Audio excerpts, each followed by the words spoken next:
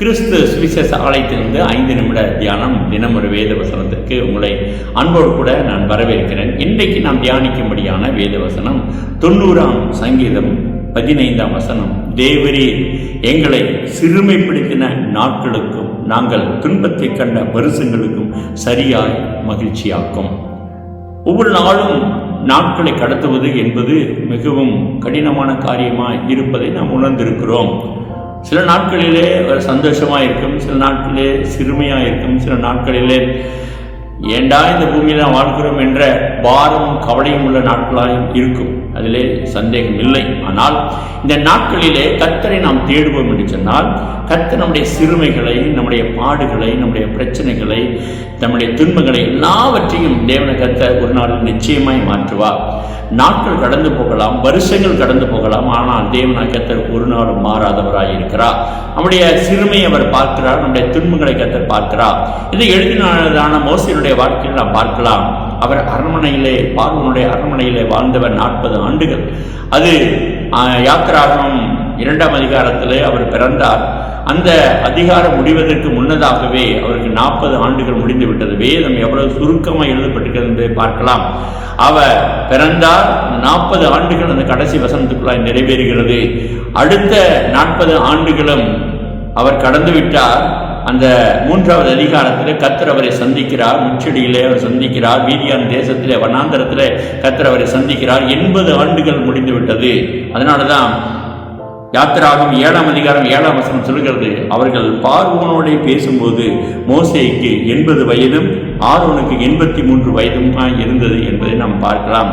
கர்த்தர் தம்முடைய தீர்மானத்தையும் திட்டத்தையும் அவர் நிறைவேற்ற வல்லமையுள்ளவராய் இருக்கிறார். ஒருவேளை நம்முடைய வாழ்க்கையிலே சிறுமியும் பாடுகளும் வேதனைகளும் கண்ணீரும் கஷ்டங்களும் இருக்கும் என்று சொன்னாலும் என் தேவன கர்த்தர் ஒரு நாளும் நம்மை மறக்கிறவர் அல்ல. அதற்கு தகுதியான சந்தோஷத்தை, மகிழ்ச்சியை கொடுக்கக்கூடிய நல்ல ஆண்டவராய் இருக்கிறார்.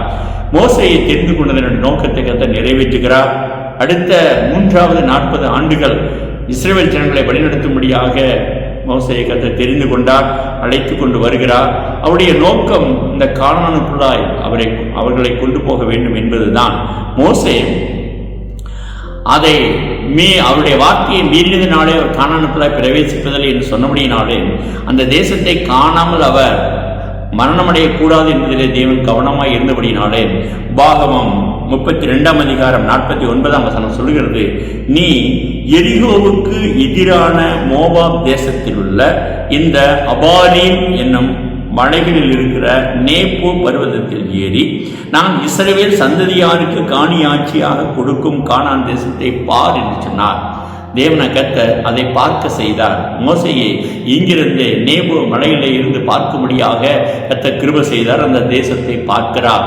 இதுவரையிலும் நடந்து வந்ததான எல்லா சிறுமைகளையும் எல்லா பாடுகளையும் அந்த தேசத்தில் தம்முடைய ஜனங்கள் போகிறார்கள் என்ற கர்த்தர் அழைத்து கொண்டு போகிறார் என்ற ஒரு பெரிய சந்தோஷத்தோடு கூட அவரை மகிழ்ச்சியாக்கி இருப்பதை நாம் பார்க்கலாம்.